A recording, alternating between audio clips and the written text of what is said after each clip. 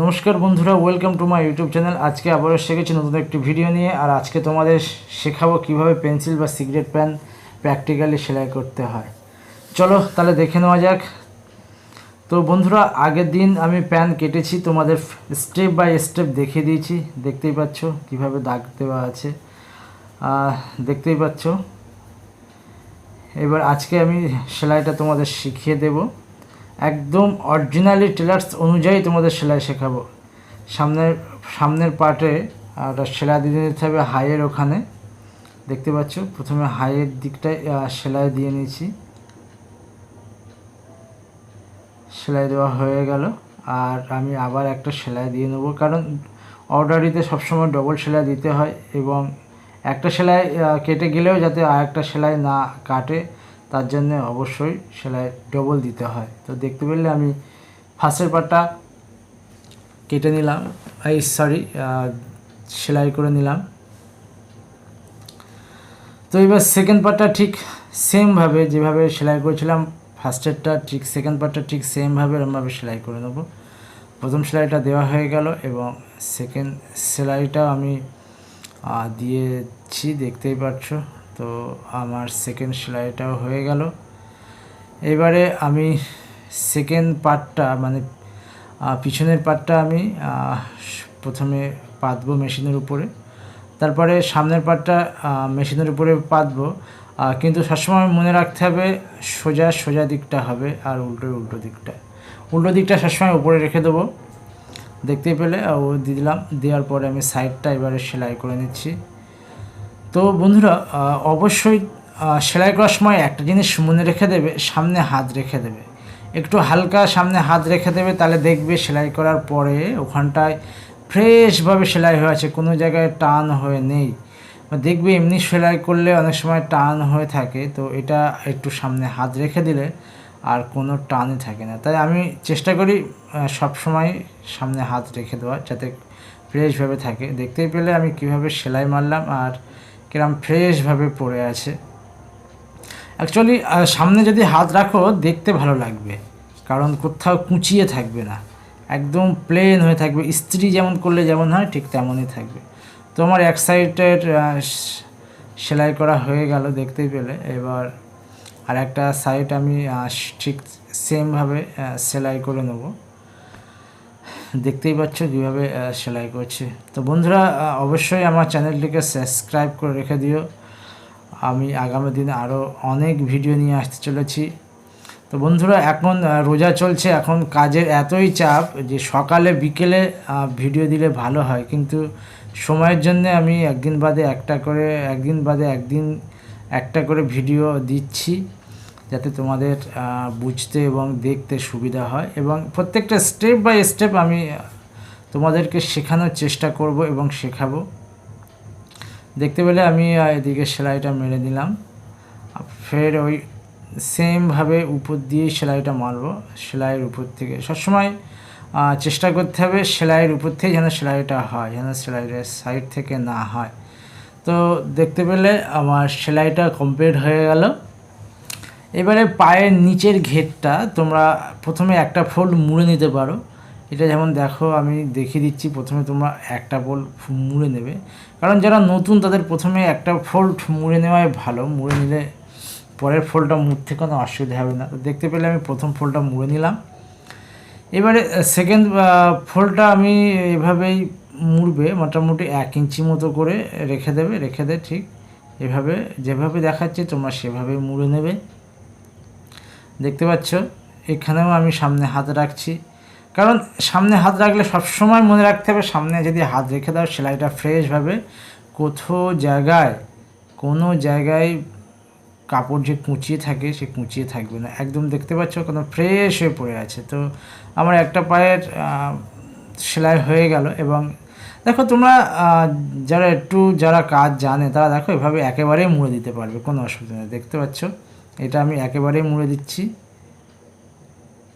দেখতে পেলে। আর যারা নতুন যারা সেলাইও জানে না, তারা আমাকে কমেন্ট করো, আমি আগামী দিন কীভাবে সেলাই করতে হয় সেটাও আমি দেখাবো, স্টেপ বাই স্টেপ মেশিনে সব কিছুই কীভাবে সেলাই করতে হয়, কীভাবে ছুঁইতে সুতো পরাতে হয়, কীভাবে সুতো লাগাতে হয় সব কিছু দেখাবো।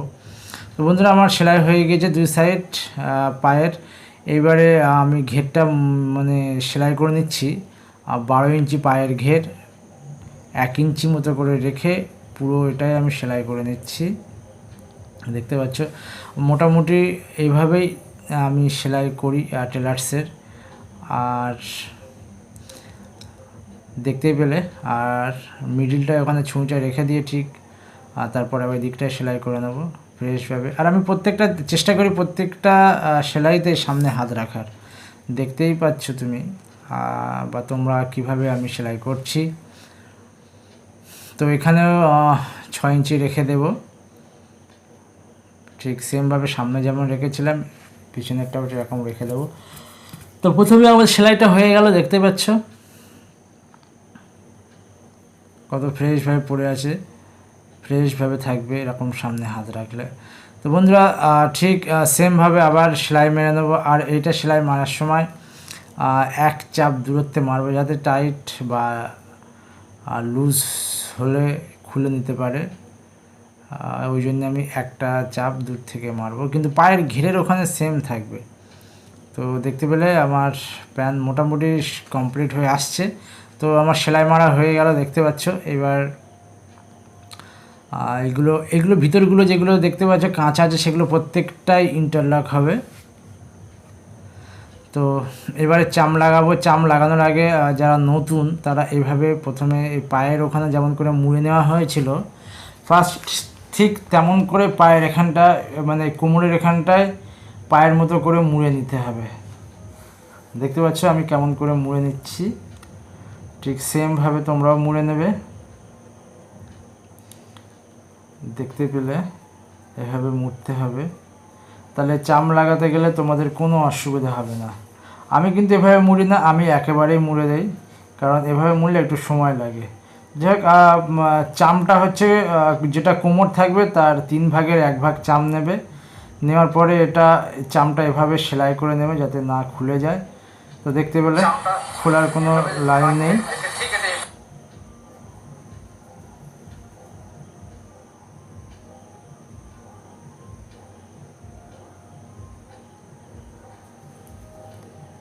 ঠিক এইভাবে ধরে নেবে, ধরে নিয়ে সেলাই করবে। তো চামটা এভাবে ধরে নেবে, ধরে নিয়ে সেলাই করবে। আর আমার তো সেলাই মারা আছে, এবার ফ্রেশভাবে সেলাই পড়ে যাবে, দেখতেই পাবে। দেখছো আমি সেলাই দিচ্ছি কিভাবে। ঠিক 1 চাপ দূরে থেকে সেলাই দেবে, তাহলে চামের উপরে আর সেলাইটা উঠবে না। তো দেখতে পাচ্ছ আমি কিভাবে সেলাই করছি। এখানটায় তোমরা তাড়াহুড়ো করবে না, কারণ এখানটায় একটা খুব ভালো ফিনিশিং লাগে। এখানে যদি ফিনিশিং না দিতে পারো তাহলে দেখতে খুবই খারাপ লাগবে। তো দেখতে পাচ্ছ আমি এখানে ফ্রেশভাবে বসিয়ে যাচ্ছি। যদি কোথাও টানাটুনি করো তাহলে পেঁচিয়ে যাবে কোমরপটিটা, কারণ কোমরপটিটা কাটার সময় বলেছিলাম পিছনের পার্টে একটু বেশি আছে। তো সেই হিসাবে খুব আস্তে আস্তে এখানটায় সেলাই করতে হবে, তা না হলে কোমরপটি পেঁচিয়ে যাবে। তো দেখতেই পাচ্ছ একটু টেনে নিচ্ছি, কারণ চামড়া ছোট হয়ে আসছে।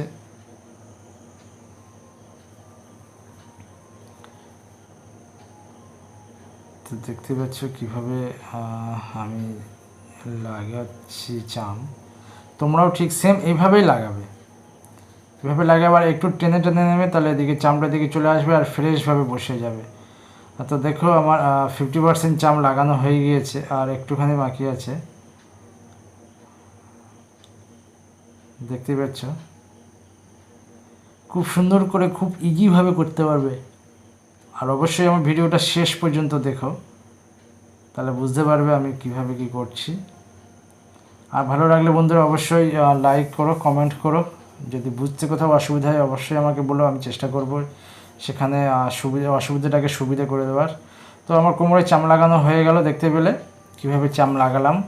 আর তোমরা এভাবে বাড়িতে ট্রাই করবে, অবশ্যই পারবে। তো আমি একটু টেনে চামড়া টেনে আমি কোমরটা সোজা করে ফ্রেশ করে নিচ্ছি, দেখতেই পাচ্ছ কীভাবে ফ্রেশ করে নিলাম।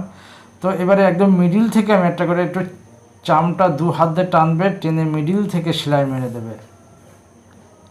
ঠিক আমি যেমন করে ধরছি, ধরে সেলাই করছি, ঠিক তুমিও ঠিক সেইভাবে ধরে সেলাই মারবে।